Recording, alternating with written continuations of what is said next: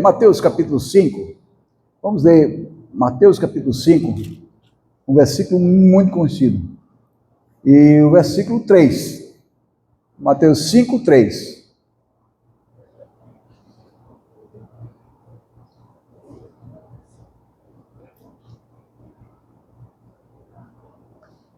Mateus 5, 3. Amém? Bem-aventurados os humildes, ou pobres de espírito, porque deles é o reino dos céus. Bem-aventurados os humildes ou pobres de espírito, porque deles é o reino dos céus. Esse é um trecho do sermão, né? Um trecho da palavra de Deus que é tratado dentro das bem-aventuranças. Na verdade, é o que começa, o primeiro verso que inicia ali o sermão do Monte do Senhor, falando sobre as bem-aventuranças. Não é isso? A gente pode muito bem identificar isso aqui, porque é uma passagem bem conhecida. Essa passagem ela demonstra que o caminho para a felicidade, celestial, é exatamente o oposto do que o mundo propõe. É exatamente o oposto do que o sistema propõe para nós. A ideia mundana, ou deste presente século, é que a felicidade ela se encontra em riquezas, nos prazeres, na abundância, no entretenimento, né, no meu lazer. A ideia é essa. Né? A ideia é essa aí fora. Ou em coisas semelhantes.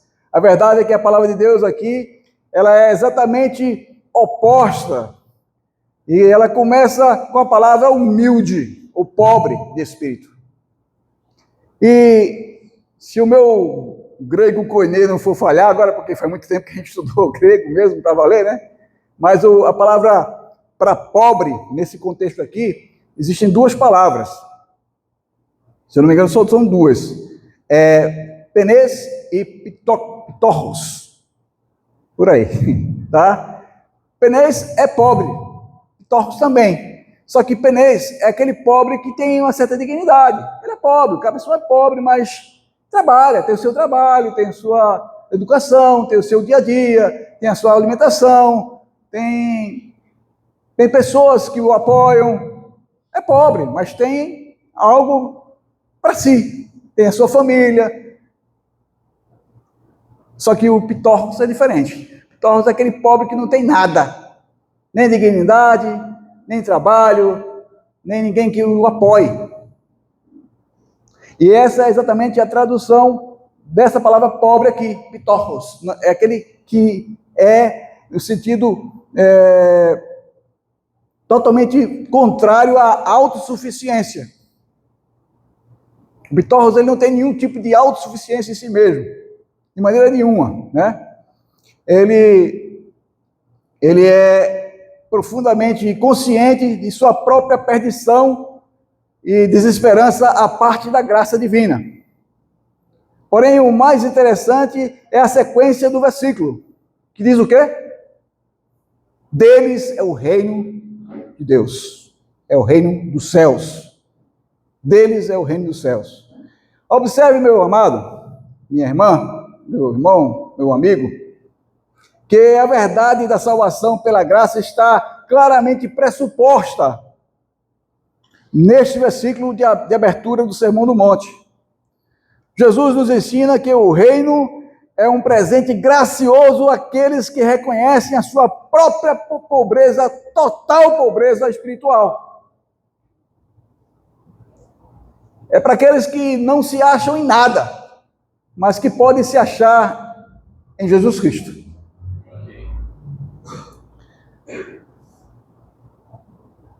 Eu quero ler um trecho de uma música aqui, que talvez você vai identificar, talvez não, porque é uma música já que tem décadas de composição, que foi composta, né? Pelo menos umas 3 ou 4 décadas que foi composta essa música. E ela diz assim: você pode ter a casa repleta de amigos, paredes e pisos cobertos de bens, ter um carro do último tipo, e andar conforme der na cabeça. Ou pode até ser o cara que vive apertado, até mesmo dentro de uma lotação, de um Uber, né? O Uber já é bom, né? Mas é uma lotação, né? curtindo a si mesmo o fim de semana, ao andar conforme der na cabeça. Mas sempre será como folha no vento, esperando o momento de cair. Você pode ter tudo aquilo que sonhar, mas nunca terá a paz que existe lá dentro, que não se encontra para poder comprar. Porque essa paz só tem a pessoa que se encontra com Cristo.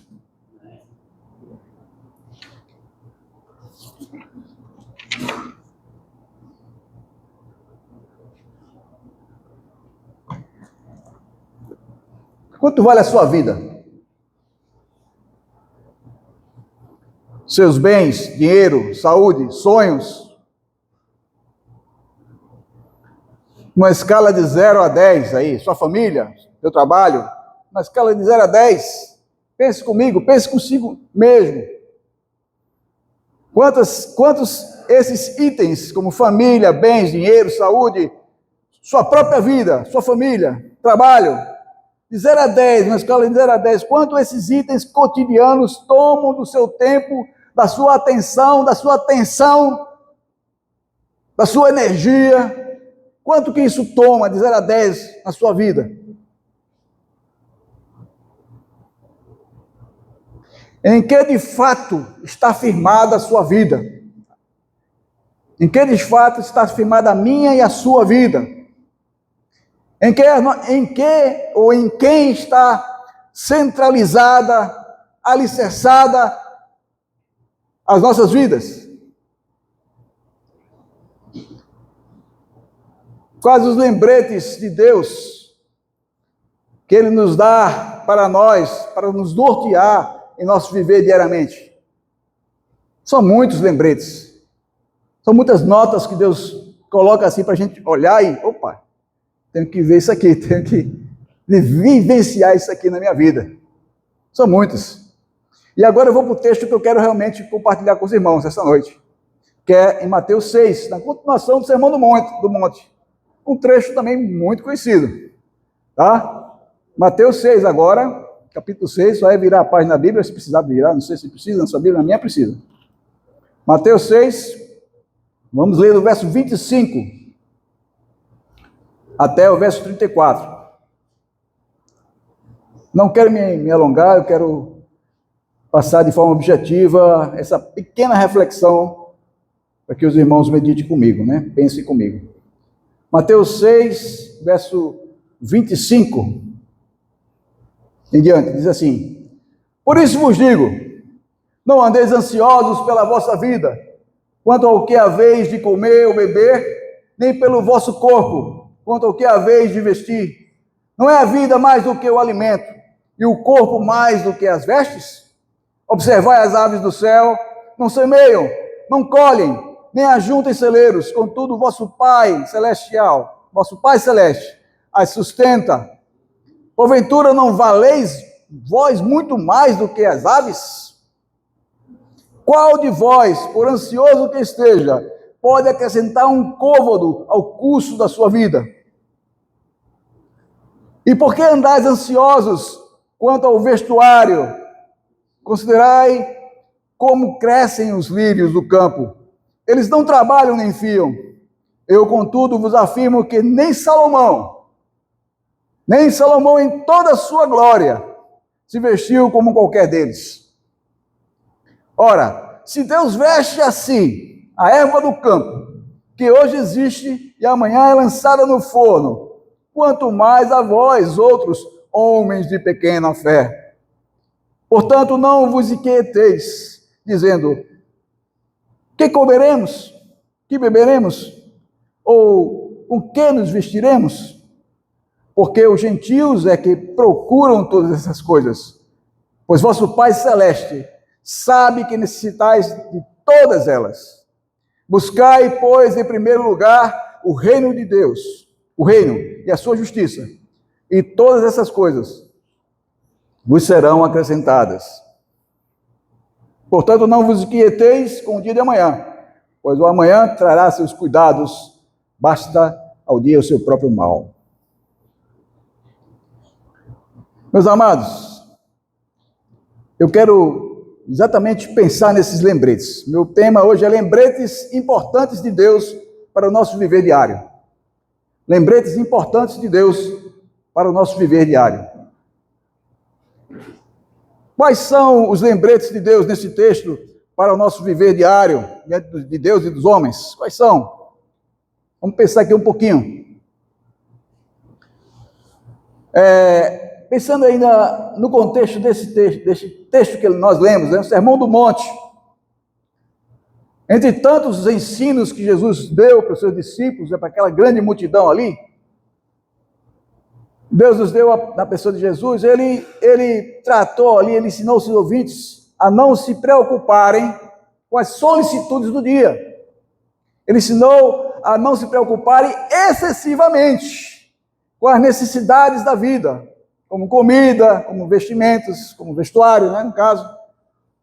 Agora aqui ele nos oferece alguns lembretes essenciais sobre como deve ser o nosso viver diário diante dele e dos homens. Então, quais são esses lembretes? Primeiro, é muito claro, não preciso fazer aqui um exame exegético do texto para dizer, olha, é assim, assim. Não, está muito claro, o texto por si só nos fala isso. Só que às vezes a gente passa lá, passa cá e não enxerga direito, ou talvez ignore um pouco esse lembrete. Mas é um lembrete tão claro e que deve ser praticado por nós. Um lembrete de que ele nos diz, você é muito importante para mim, para Deus. Você e eu somos importantes para Deus. Ele nos fala isso como? Verso 26, ele diz, observai as aves do céu, não semeiam, não colhem, nem ajuntam, nem em celeiros, contudo vosso Pai Celeste as sustenta. Porventura não valeis vós muito mais do que as aves? Qual de vós, por ansioso que esteja, pode acrescentar um côvado ao curso da sua vida? Então o verso 26 ele nos diz, porventura são elas mais importantes do que vocês? Porventura não valeis vós muito mais que as aves? Deus nos diz que somos mais importantes do que essas coisas criadas pelo próprio Deus. Você é muito mais importante do que as aves. Depois ele fala sobre que nós somos muito mais importantes do que o lírio do campo. São passagens tão simples, tão objetivas de Jesus para a nossa vida, mas às vezes a gente só olha, só lê e pronto. Na prática, meus amados, muitas vezes contrariamos esse lembrete do Senhor. Por quê? Por que a gente contraria esses lembretes? Em vez de aceitá-los e praticá-los no nosso viver? Porque a nossa fé é vacilante. A nossa fé é vacilante. Nós vacilamos. Nós focamos muitas vezes só no problema, só nas lutas que eu e você passamos e que podemos passar e que ainda iremos passar no decorrer da nossa vida. Enquanto você é ser humano, você passa por lutas. Seja de que ordem for. Não, mas o rico não passa por isso. Passa também. O rico tem lutas diferentes das nossas, mas tem lutas também. Não importa a sua classe social, a sua cor da pele, a sua formação acadêmica, você vai passar por lutas aqui na Terra. E às vezes a gente não entende que Deus nos sinaliza que nós somos muito importantes para Ele. Então não podemos deixar de ter isso em mente, e de descansar e de andar conforme o que Ele nos ensina. Mas como eu disse, a nossa fé às vezes vacila. Eu nunca vi uma ave pedindo pão. Eu nunca vi uma ave chegar para mim, me dá um pouquinho de comida. Não precisa, Deus dá comida para ela todos os dias. Todos os dias. Eu morei na região amazônica e eu tive o privilégio de ver vários tipos de aves, assim ao vivo e a cores. Vários tipos de arara, vários tipos de periquito, vários tipos de aves, de passarinhos. Eu nunca vi nenhum deles assim, com a cara feia, cabisbaixo, assim, quase pedindo comida para mim. Não, todos alegres, saltitando, cantando, cada um na sua melodia, como Deus criou. E aquilo era motivo de eu regozijar, me alegrar. E eu pensava, Deus cuida deles como cuida de mim. Se Deus cuida deles, muito mais de mim, que sou filho dele. e sou obra da graça dele. Às vezes a gente se esquece disso aí. A gente sabe que também os lírios, como qualquer outra flor, ela são flores bonitas, lindas, excelentes, né? Eu estava lendo que no Brasil existe de 2.500 a 30.000 tipos de flores. Se a gente botar a flor de plantas frutíferas e flores ornamentais, vai dar um torno de 30.000 espécies diferentes, só no Brasil. Só no Brasil. No mundo, vai ser 400.000 tipos de espécies de flores diferentes. Mas todas as flores são lindas, são belíssimas, têm a sua peculiaridade, mas elas murcham, caem e morrem. Tem o seu tempo. E nem as flores, nem os lírios, nem mesmo Salomão, com toda a sua pompa, não se vestiu como lírios. Mas mesmo Salomão, nem os lírios, tudo passa nessa vida. Tudo passa por processos nessa vida. E nessa vida, eu tenho que passar pelos processos com a consciência de que Deus me fez ser importante nele. E que essas coisas, como eu, somos temporais, mas a diferença grande é que o meu corpo é temporal, o nosso corpo é temporal, mas a nossa existência não. Os problemas muitas vezes são ferramentas de Deus. Alguém já disse. Os problemas são ferramentas de Deus para que eu cresça num caráter cristão. E quando eu tenho em foco esse lembrete de que sou importante para Deus mais do que qualquer outra coisa, a Bíblia diz que o homem é a coroa da criação de Deus. Eu consigo superar melhor os problemas. Eu consigo vencer a mim mesmo, a Satanás e esse mundo, porque eu tenho crido na importância que Deus me dá, sem eu merecer. Por isso eu prossigo, firme no Senhor. Então são ferramentas, muitas vezes que Deus usa, são sofrimentos, são ferramentas. Alguém também já disse que o sofrimento, ele é o aço estrutural do caráter cristão aprovado. E é verdade. Essa estrutura aqui, ela é feita de vários materiais, mas ela precisa do aço. Senão ela não se levanta, não perdura, não tem futuro. Tem que colocar o aço no baldrame. É baldrame que chama, hein? Não lembro se é baldrame, como é que chama? Alicerce. Tem que ter aço, tem que ter ferro. Então alguém disse que o aço estrutural, o sofrimento é o aço estrutural do caráter cristão aprovado. E é verdade. Muitas vezes o sofrimento que Deus usa, que Deus permite na minha e na sua vida, é esse aço que vai sendo forjado, vai sendo trabalhado, para que eu e você cresçamos diante dele.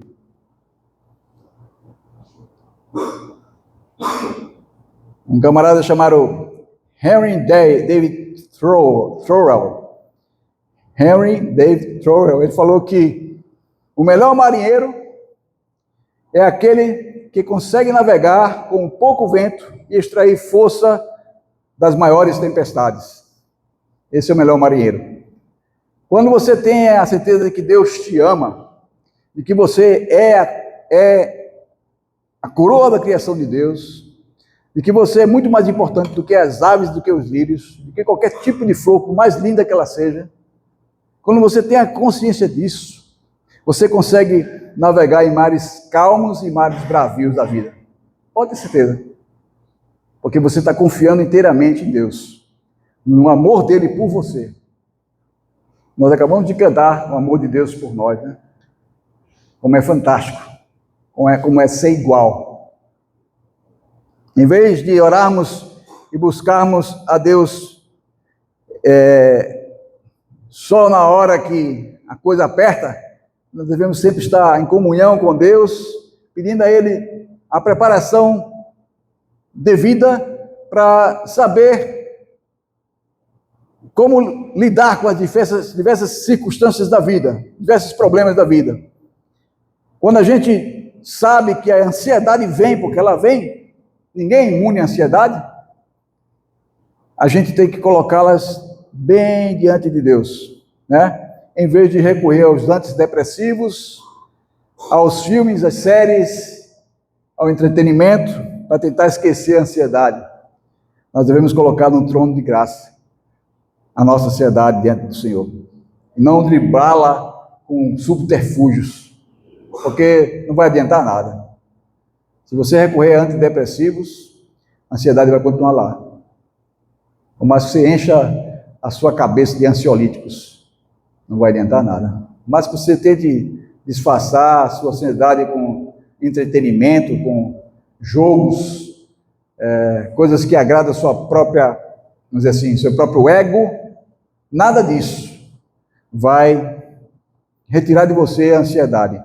Mas se você tem a certeza do amor de Deus, da presença de Deus na sua vida, de que Ele cuida de você, assim como cuida das aves, como cuida de cada espécie de planta e flor, você consegue superar qualquer que seja a adversidade do dia a dia. E amados, essa ansiedade, ela não só acomete, eu estou falando isso, não é só pensando nas pessoas incrédulas, não, mas também em nós cristãos, né, principalmente. Porque a verdade é que os cristãos são muito afetados pela ansiedade. Tem muito cristão aí com esse quadro aí de ansiedade, correndo para psiquiatra, para isso, para aquilo, e sem de antemão ter a certeza desse amor. Você professa fé em Deus, professa fé em Jesus Cristo, diz que Ele é seu Senhor e Salvador, mas esquece de que Ele te estende um amor, te estende a sua graça, para que você suporte também problemas como ansiedade, problemas como perseguição dos outros, com qualquer espécie de problema. Quando você consegue entender que Deus te ama de fato e de verdade, você consegue não se envolver nesses subterfúgios, como já falei aí, de remédios, de entretenimento e tudo mais. Infelizmente, a internet ajuda muito o ser humano, tem ajudado bastante. Os computadores, a internet, a globalização, mas também tem prejudicado muito, por outro lado, porque tem afastado pessoas, tem cessado muito o diálogo franco entre as pessoas da mesma família, às vezes. Eu já fui numa casa que a mãe se comunicava com o filho pelo celular. Eu sei que é casa de primeiro andar, mas mesmo assim, eu achei aquilo meio esquisito, eu achei, pessoalmente. Porque eu gosto do diálogo assim, olho a olho, franco, aberto. E achei aquilo muito esquisito. Mas, como eu falei, a internet tem seu lado bom? Tem, mas ela também tem afastado muito as pessoas. Tem tornado as pessoas muito mais individualistas do que gerações lá atrás. Antigamente as famílias se reuniam na frente de casa para conversar, para brincar, para jogar, para tratar de assuntos. Hoje em dia, muito mal pela internet, muito mal se reúne falando mensagem de texto. Se você manda um áudio, esse áudio está muito longo, às vezes a pessoa nem escuta, porque o áudio é longo. Então, dá para a gente entender que há muita saturação. As pessoas não querem mais ter tempo ou investir tempo umas com as outras, né?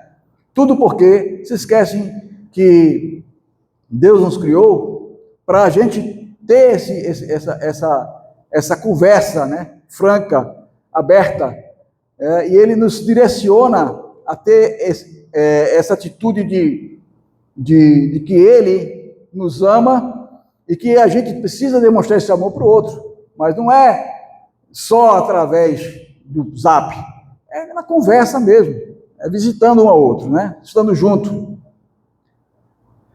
A nossa visão, nós precisamos, amados, voltar aos princípios essenciais da Bíblia, onde esquecemos que Deus nos ama profundamente, pois somos resultado do sangue de Jesus na cruz derramado em nosso lugar.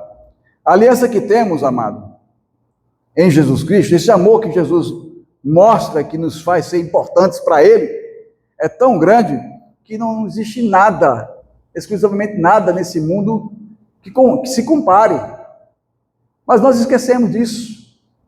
Muitas vezes banalizamos isso na atitude, porque continuamos ansiosos, continuamos nos afastando uns dos outros, continuamos fugindo de reuniões onde a gente pode ser confrontado com a verdade.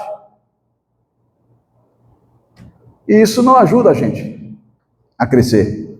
Nós precisamos ter esse lembrete em mente. E o que nos faz desviar desse lembrete é essa visão míope e egocêntrica que nos desvia de Deus, né? Nós somos importantes para Deus, então devemos lembrar sempre disso aí. Um outro lembrete dentro do texto aqui, além que Jesus falou para ele, vocês são muito mais importantes do que as solicitudes do dia. São muito mais importantes do que as aves, do que tudo que foi criado. Deus nos diz que somos coroa da sua criação, como já falei. Jesus também nos diz no texto que nós lemos, né? Agora em forma de advertência, ele nos diz assim, olha, não imite os gentios. O verso 32 diz assim, porque os gentios é que procuram todas essas coisas, pois vosso Pai Celeste sabe que necessitais de todas elas. Não imite os gentios, ou seja, os incrédulos. A gente não basta ter só a consciência de que somos amados por Deus, mas também temos que ter em mão essa cautela de não imitar o mundo, de não imitar o incrédulo, de não ter aquela preocupação exacerbada que tínhamos antes de conhecer a própria graça do Senhor. Não imite os gentios. Por quê? Porque eles vivem inquietos com essas coisas. As preocupações materiais ocupam suas mentes de forma contínua. Jesus nunca usou, amado, riquezas como isca para os seus discípulos. Jesus nunca usou as riquezas como isca para os seus discípulos. Você não vê em canto nenhum isso. Ao contrário do que acontece isso com alguns chamados pastores de igrejas por aí, né? Que lançam iscas para ter muito mais discípulos. O evangelho da barganha, o evangelho chamado da prosperidade, né? Eles lançam iscas para conquistar mais e mais discípulos. O evangelho verdadeiro não faz isso, porque Jesus nunca fez isso. Então, os gentios é que ficam inquietos. E eles ficam inquietos porque o seu coração é cheio de ganância, coração materialista, um coração que só investe tempo e pensamento sobre o que é que eu vou ganhar amanhã, ou hoje até. Não imite os gentios, porque a ansiedade governa a vida deles, dos gentios, dos incrédulos. A ansiedade governa a vida deles, diuturnamente. Já vi muita gente perdendo sono, tomando remédio para dormir, porque está preocupado com o lucro da sua empresa. Já tem lucro, mas quer lucrar mais. Já tem o que comer e beber, mas quer mais. Já tem o suficiente, mas quer mais. E está imitando os incrédulos. Está imitando os gentios. E Jesus para não imitar essas pessoas. Jesus fala para não imitar essas pessoas.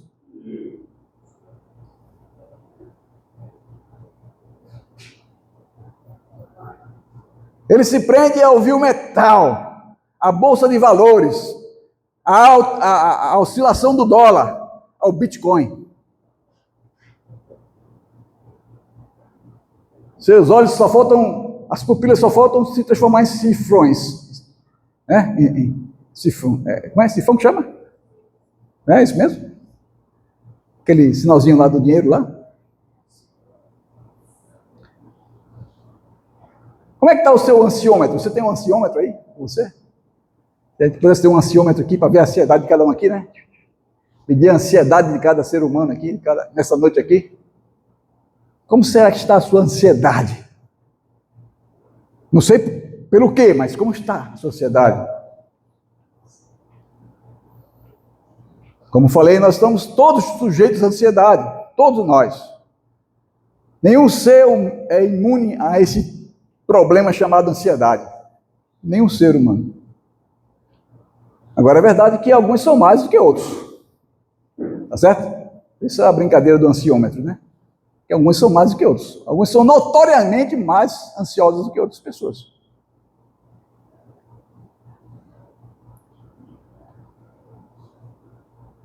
Mas por que isso acontece? Porque ainda não aprendemos a lançar nossas necessidades diante do trono do Pai, com a certeza de que somos tão amados por eles, de que Ele nunca vai nos deixar perecer, de que Ele nunca vai nos deixar sucumbir, jamais. A gente passa por aflições. Jesus falou: no mundo tereis aflições, mas, crede? Como é? De bom ânimo. O mundo traz suas aflições. Traz suas aflições. A ansiedade, ela não resolve o problema de ninguém. Só aumenta.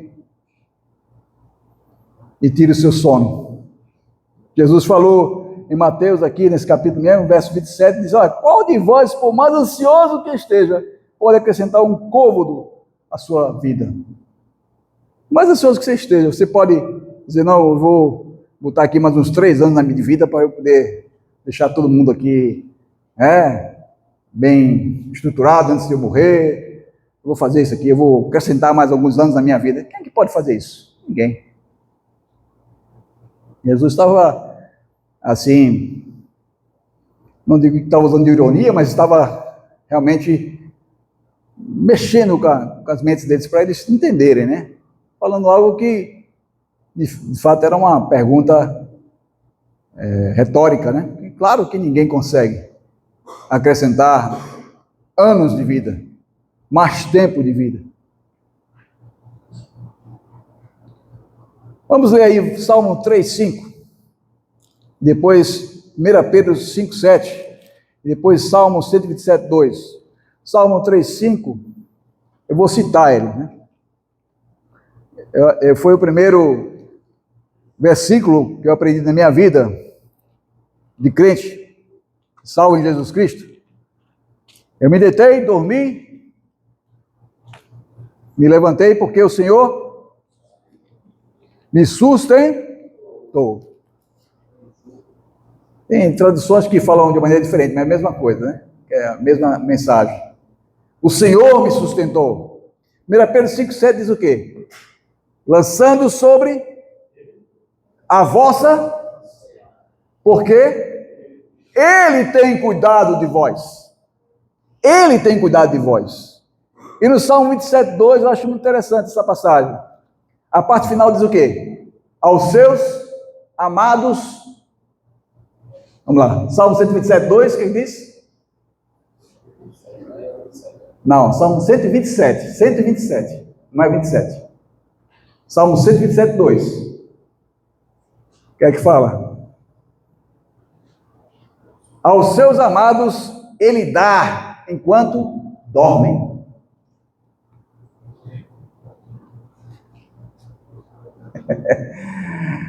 Aos seus amados Ele dá enquanto dormem. Você está dormindo e Deus está cuidando de você. E você se esquece, parece. Você não olha nem para essa passagem. Por quê? Porque a ansiedade é grande demais. E você está imitando os gentios. Está imitando os incrédulos. Jesus disse: não imite ele não. É eles que se preocupam com isso. São eles que se preocupam com isso. São eles que vivem ansiosos. Não imite os gentios, por favor, meu filho.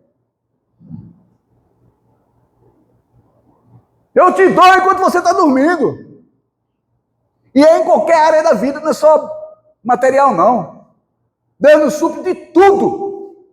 Se você reparar um pouquinho, volta um pouquinho aí, olhe no retrovisor de sua vida e veja o quanto Deus já fez por você. Dê uma passada aí rapidinha na sua memória aí.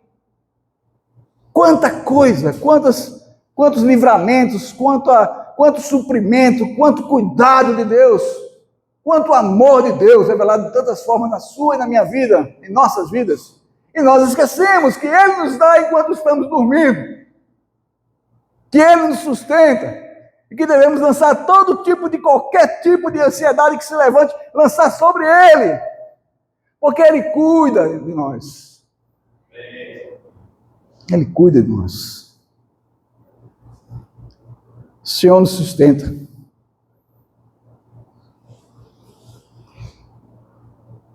Há 30 anos atrás, nós estávamos chegando já passou até, né? Nós comemoramos começo de mês de julho, né? 30 anos que estamos na obra com povos indígenas. E há 30 anos atrás, nós pisamos na região amazônica para trabalhar entre o povo apinagé. Chegamos na aldeia com a minha filhinha mais velha. A mais velha tinha 3 meses, era um bebê. E o patamar de sustento nosso, a missão tem um patamar de sustento para cada região e para cada tipo de família. No caso, éramos eu, minha esposa e minha filha. O patamar era de 3,5 salários. Naquela época, eu lembro bem, o salário era R$100. R$100, em 95. O salário era R$100. Vocês lembram disso aí? O irmão Colombo lembra? Era R$100. Então teria que ser 350 o nosso sustento, né? Se 3 salários e meio, 350. Mas se nós tivéssemos esperado até ter R$350 por mês para chegar lá, nós nunca tínhamos ido.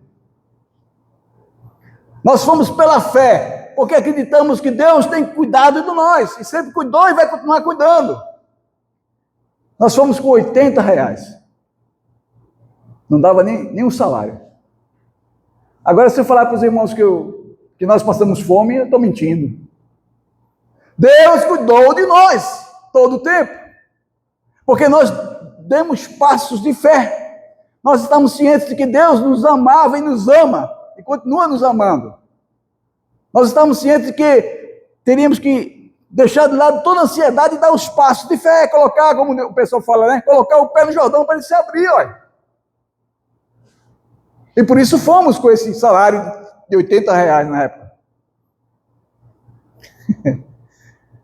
E ninguém morreu, todo mundo está aqui, né? Ninguém passou fome. Passamos necessidades. Sim. Mas fome não. De jeito nenhum. Uma vez abrimos uma carta. Eu sou da época da carta ainda, viu? Não tinha nem e-mail nessa época, era carta. Abrimos uma carta que veio do interior de São Paulo, não lembro agora a cidade, acho que era Araçatuba, de uma pessoa que eu não conhecia, nunca tinha visto o nome dessa pessoa, não reconhecia o nome, mas abri, estava interessada para mim, abri a carta. Tinha R$260 dentro da carta. Era uma boa quantia, mais de 2 salários na época. Deus faz assim. Isso não é teologia da libertação. Isso é provisão de Deus. É você confiar que Deus ama você tão profundamente, sem você merecer, que Ele vai cuidar de você em todos os detalhes. Isso é fácil? Não, não é fácil. Eu nunca fiquei ansioso. Claro, ainda fico ansioso por muitas coisas.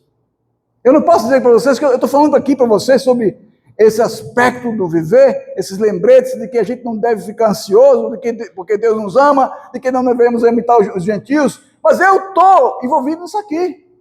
Aqui e acolá eu fico ansioso sim, por algumas coisas, por alguns acontecimentos, dentro ou fora da minha família, mas graças a Deus, que Ele tem me exortado, tem me animado, tem me admoestado a confiar inteiramente nele. Não sou melhor que os irmãos em nada, mas quero incentivar os irmãos a lembrarem desses lembretes, a não deixarem passar esses lembretes tão elementares, mas tão profundos e tão essenciais do nosso viver cristão. Deus te ama, meu irmão, minha irmã. Você é a criatura mais importante para Ele. Ele deu o seu filho, que Ele tinha de mais valor, o seu filho por você e por mim. Será que te dar uma roupa, te dar uma comida é algo demais para Ele? Não é nunca. Se Ele deu o que era mais precioso, que era seu filho Jesus, muito mais te dará o que você precisar, meu amado, minha irmã. Joga essa ansiedade fora. Confia no Senhor. E vamos marchando até a Jerusalém, até a Nova Jerusalém. Aleluia, Senhor. O Senhor é muito bom. Então, amados, não vamos imitar os gentios, os incrédulos. Eles vivem perdendo sono por causa dessas coisinhas do dia a dia, chamado dinheiro, oportunidades, fama. Essas coisas são pequenas demais diante de Deus. São pequenas demais diante de Deus. Quero fazer um parênteses aqui, tá? Jesus nunca disse que um rico não pode se salvar. Ele disse que é difícil. É muito difícil. Mais fácil o camelo entrar para o fundo da agulha do que um rico entrar no reino dos céus. Mas ele não disse que o evangelho não é para o rico. É para o rico também. É um parênteses que eu quero fazer aqui. Não estou pregando isso, porque Jesus nunca falou isso. Tá certo? Agora você tem que entender o seguinte. A questão do rico é porque aquilo toma conta da vida dele. Aquilo toma conta da vida dele ao ponto dele se esquecer de que existe algo muito maior do que a própria riqueza dele, do que a própria vida dele, que é o Senhor Jesus. Que é o Senhor Jesus, tá certo? Então, assim, eu quero que você pense comigo.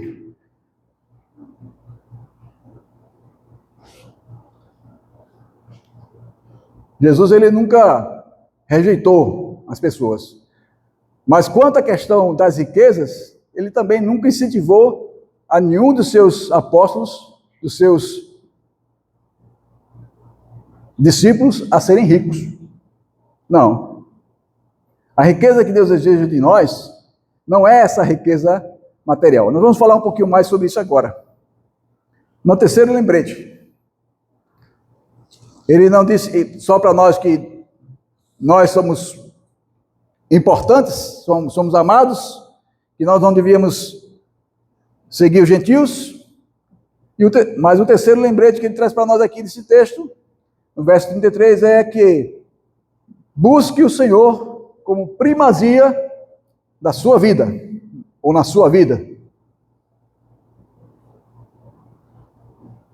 Buscai, pois, em primeiro lugar, o seu reino e a sua justiça, e todas essas coisas vos serão acrescentadas.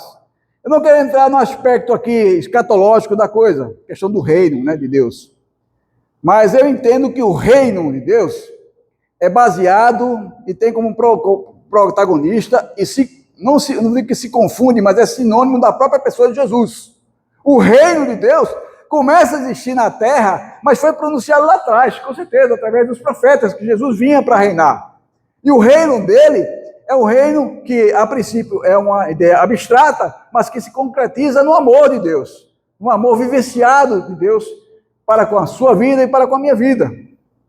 Então ele diz para nós buscarmos em primeiro lugar o reino de Deus. Busque o Senhor como primazia da sua vida. O reino é o Senhor, é o próprio Senhor Jesus Cristo.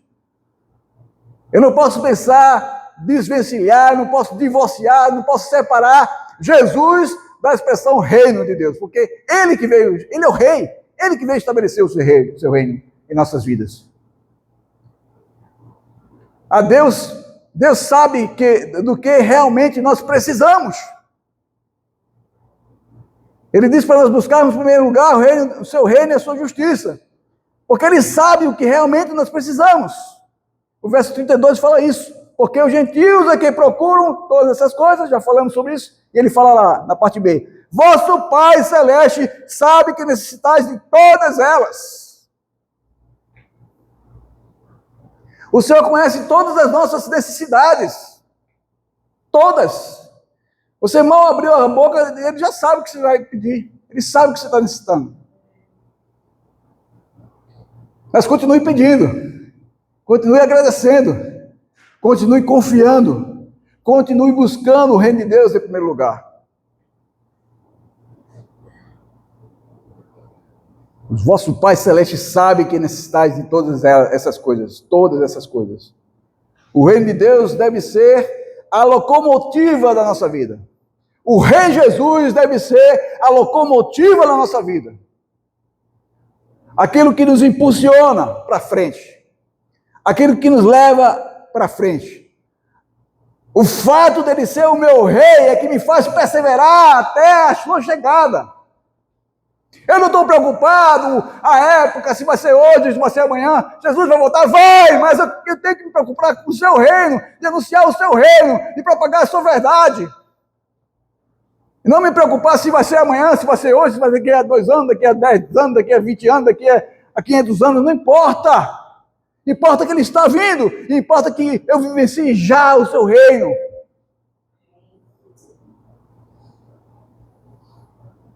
Isso que importa.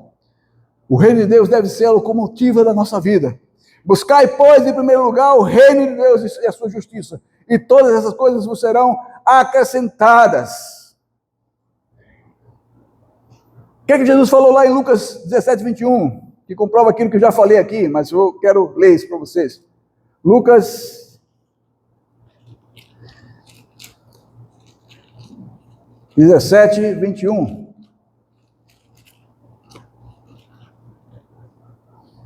Ele fala assim: nem dirão, ei-lo aqui ou lá. Ele aqui ou lá está, porque o reino de Deus está dentro de vós. O reino de Deus está dentro de vós. Aquela questão, onde está o reino? Onde começa? Como é que vai se estabelecer esse reino? Era a questão deles lá, era a discussão deles lá. O reino, Jesus falou, está dentro de vocês. O reino de Deus está dentro de vocês. Por quê? Porque o reino dele é sinônimo dele mesmo, da sua pessoa, da sua vida, da sua influência em nossas vidas.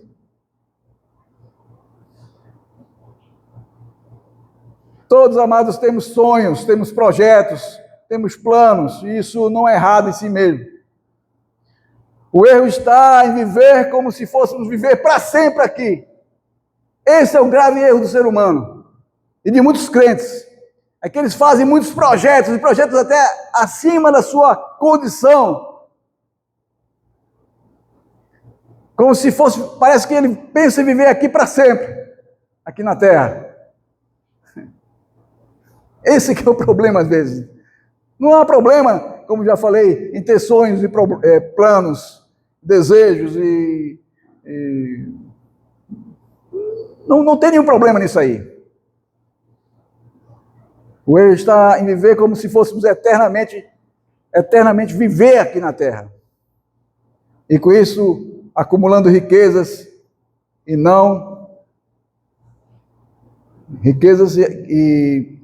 deixando o reino de Deus de lado. Jesus não nos chama, amados, para sermos ricos materialmente, mas para cumprirmos o seu ID, para sermos sal e luz. Amados, se no caminho Deus te permite enriquecer materialmente, amém, graças a Deus por isso, porque é Ele que te dá essa condição. Mas usa isso para a glória dEle. Usa isso para o reino dEle. Porque você só enriquecer por enriquecer, vai ficar aí, meu amado. E depois o outro que vem toma conta. Pega a sua riqueza todinha. Eu fico intrigado com algumas denominações que se preocupam muito com templos faraônicos, púlpitos de mármore, como eu já vi.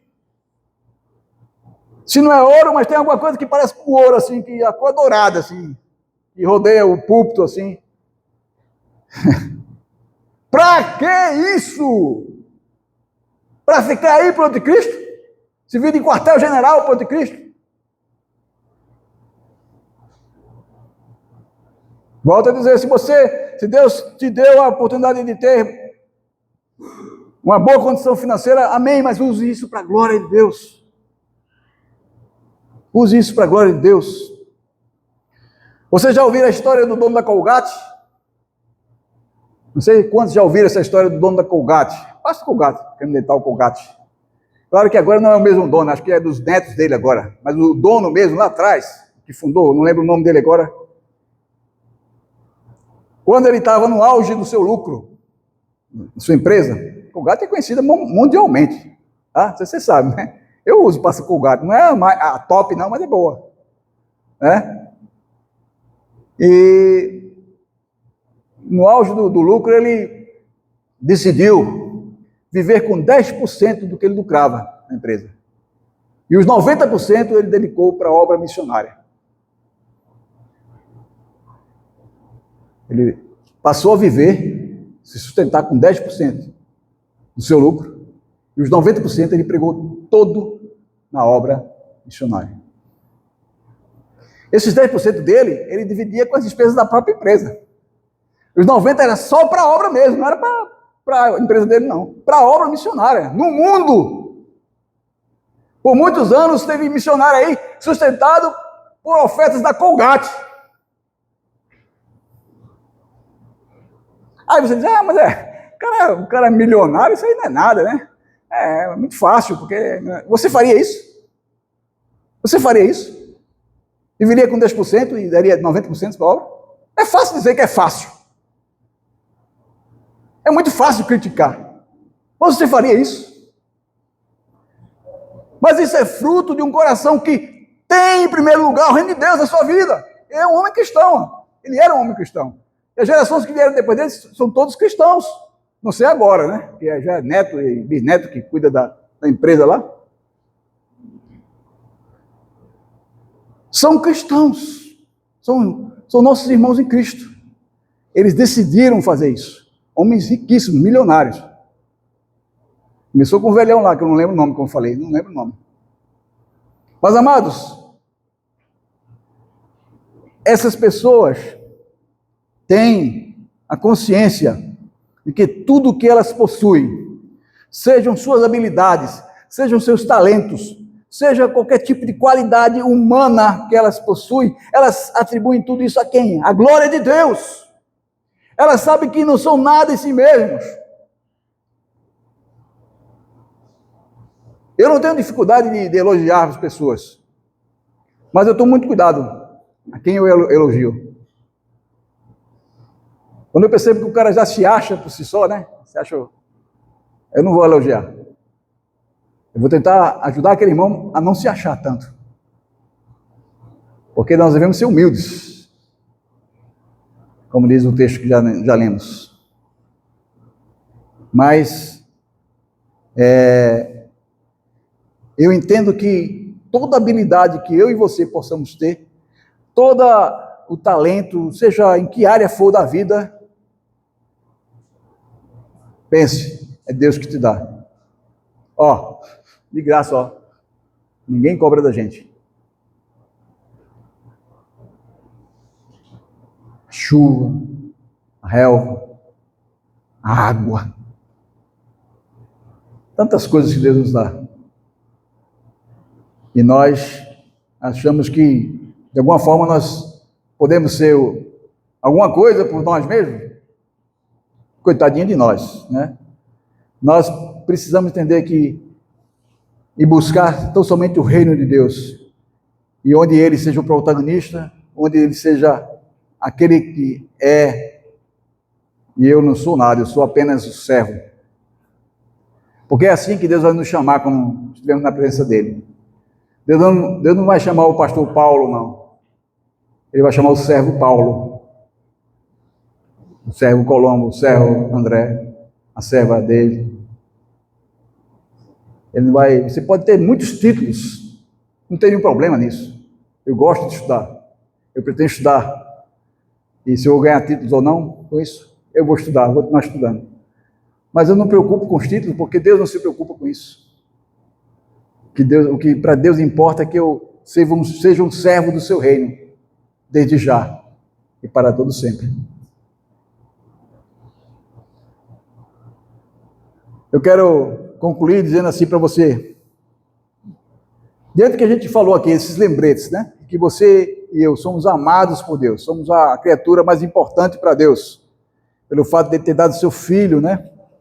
Pelo fato de sermos muito maior do que as aves, do que os lírios, de que nós não devemos imitar o mundo, nem os incrédulos, né, com a sua ansiedade, com a sua busca por mais e mais, pela ganância insaciável do ser humano, né, por ter sempre mais, por ser sempre mais, né?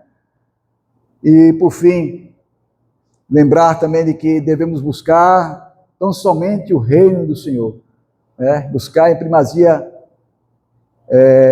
o Senhor em nossas vidas. Eu pergunto para você,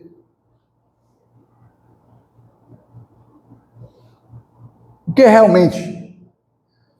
realmente é prioritário na sua vida? É o reino de Deus? O reino de Deus é prioridade na sua vida? Na minha vida, em nossas vidas? Ou será a sua família? Ou será seus sonhos? Sua formação acadêmica? O seu corpo fitness? Sua saúde corporal? Seus bens? Amigos? Seus investimentos? Sua igreja? Eu pergunto sua igreja porque o reino é maior do que a igreja. Só não é maior do que o rei, mas é maior que a igreja. A igreja faz parte do processo do reino. A igreja é serva do reino de Deus. Eu e você somos servos do reino de Deus, a igreja de Jesus. Mas ela não é maior que o reino, não. O reino ainda é maior que a igreja. Porque ele que é rei, a igreja é serva. O que realmente é prioritário na sua vida?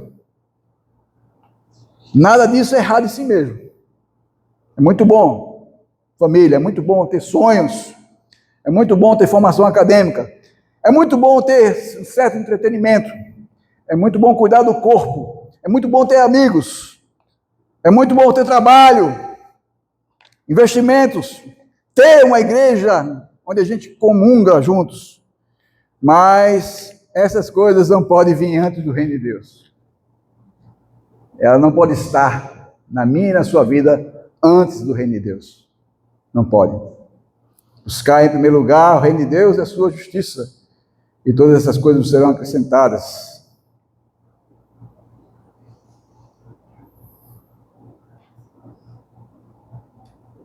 Como eu falei, eu não posso reclamar nada de Deus. Eu já reclamei algumas vezes, mas perdi tempo. Apanhei e aprendi, graças a Deus. Mas já reclamei. Eu tive umas brigas com Deus feias, quando minha mulher estava grávida a primeira vez. Que a gente só tinha laranja para comer em casa, mais nada. Deu umas brigas feias com Deus, mas besteira minha. Quando eu aprendi a deixar o meu coração diante do altar de Deus, tudo foi resolvido. Aí a gente tinha não só laranja, mas macaxeira, carne, feijão, arroz para comer.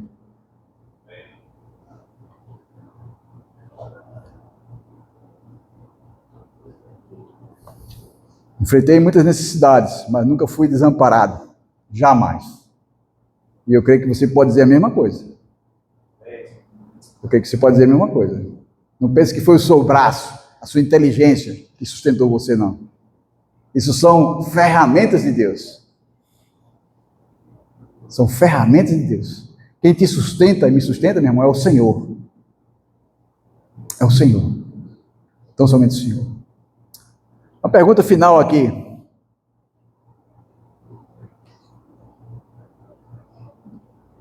Mateus 6, 21, diz assim o quê? Mateus 6, 21. Bem interessante. Dentro do texto aqui, só que um pouquinho antes. Porque onde está o teu tesouro, aí estará também o teu coração. Onde estiver o teu tesouro, aí estará o teu coração. Alguém já disse: não ame as coisas e use as pessoas. Use as coisas e ame as pessoas. Infelizmente, na atual conjuntura que a igreja está vivendo, tem muito crente amando mais as coisas do que as pessoas. Tem muito crente usando as pessoas. Tem muito crente que só faz amizade com você se você for útil para ele. Se você não for útil, ele descarta. Descarta. Que Deus nos ajude, meus amados, a aprender isso dia após dia. Que possamos mostrar com a nossa vida o que realmente é mais importante. O Senhor Jesus Cristo é o nosso Salvador, mas eu estou falando do Senhor Jesus Cristo. Ele deve ser também o meu Senhor e o seu Senhor. Ele deve ser aquele que é suficiente para nos fazer lembrar de todos esses lembretes, e trazer à memória esses lembretes, né? Você é muito importante para Deus. Ele te ama profundamente, acima de todas as criaturas. Não imite os gentios, não. Deixa a ansiedade de lado e busque o Senhor. Busque em primeiro lugar o reino de Deus, a sua justiça, e as outras coisas vos serão acrescentadas. Eu quero terminar pedindo para a igreja ficar de pé. A gente vai orar.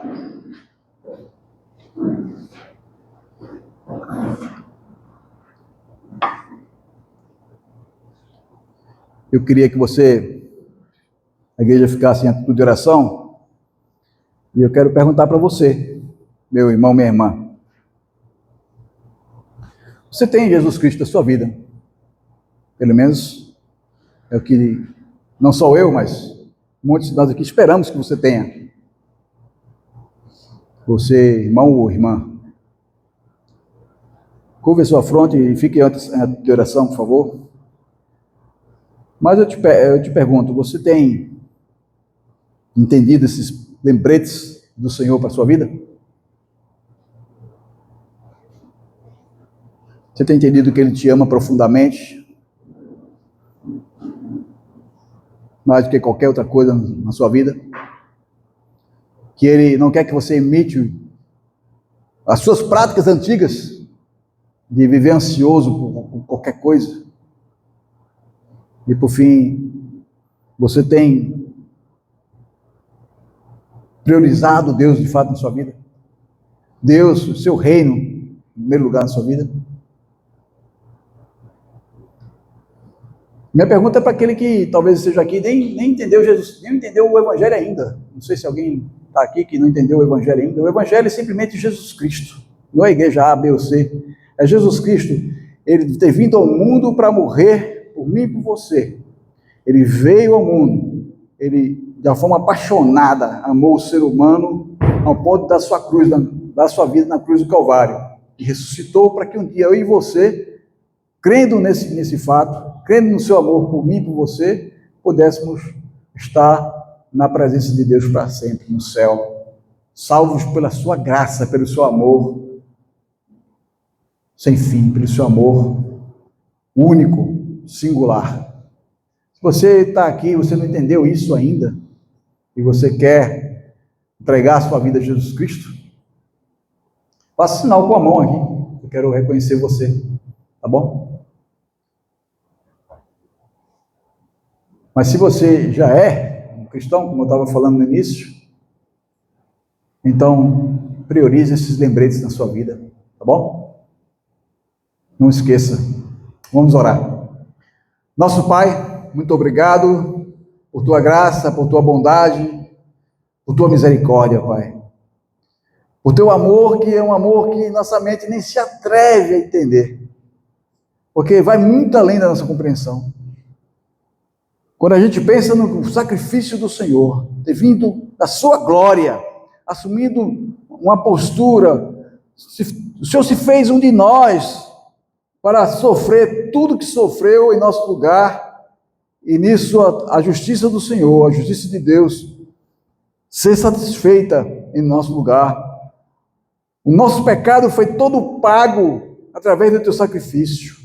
Ó Deus, esse amor é algo tão especial, tão gostoso de sentir, é algo tão profundo. O fato de sermos pertencentes ao Senhor, pelo teu amor, nada nesse mundo se compara. Eu quero te agradecer de coração, Deus, por cada vida aqui, e pedir que o Senhor nos faça lembrar, nos faça pensar sobre esses lembretes aí, um amor que nos faz ser muito mais importantes do que qualquer outra criatura, e disso nós não precisamos ter nenhuma dúvida, o Senhor já falou, deixou claro isso aí, um amor que nos faz e nos adverte para não retrocedermos, no sentido de botar o nosso pensamento para viver ansioso, viver tomando remédio para dormir, viver, ó Deus, inquieto pelo dia de amanhã, Pai.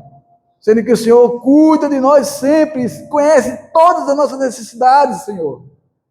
Então, Pai, nos faz estar lembrando disso também. E por fim, nos faz, Deus, centrar a nossa vida, de confiar e estar totalmente entregue ao Teu reino e à Tua justiça. Tendo eles como primeira coisa na nossa vida, como a locomotiva na nossa vida, o Senhor, a sua própria pessoa, o nosso Rei Jesus, como aquele que nos puxa, aquele que nos impulsiona e que nos garante que as outras coisas vão ser acrescentadas dentro da tua vontade, porque o Senhor conhece todas as nossas necessidades, Pai, seja de que ordem for. Por isso te agradecemos de coração, Pai, por esse tempo juntos aqui, que possamos sempre praticar, lembrar de praticar a tua palavra, lembrar que o teu reino está acima de tudo e de todos, e vivemos para a glória do Senhor, anunciando o teu amor, o teu evangelho, até que o Senhor volte. Nós te agradecemos, Pai, no nome de Jesus, e que a graça do Senhor Jesus, o amor de Deus Pai, a consolação do Espírito de Deus esteja conosco e com toda a tua igreja, Pai, espalhada sobre a face da terra, desde agora e para sempre. Amém.